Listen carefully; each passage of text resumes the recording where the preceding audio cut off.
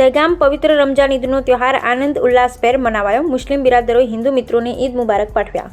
દહેગામ શહેરમાં રમજાન માસમાં મુસ્લિમ ભાઈઓ અને બહેનોએ આજના ગરમીના માહોલમાં વચ્ચે ઉપવાસ પૂર્ણાહુતિ કર્યા હતા. રોજાના માસમાં અંતિમ દિવસે સાંજના સમયે ચાંદ દેખાતા મુસ્લિમ બિરાદરોએ ચાંદની નમન સાથે બંદગી કરી દુઆ માંગી હતી.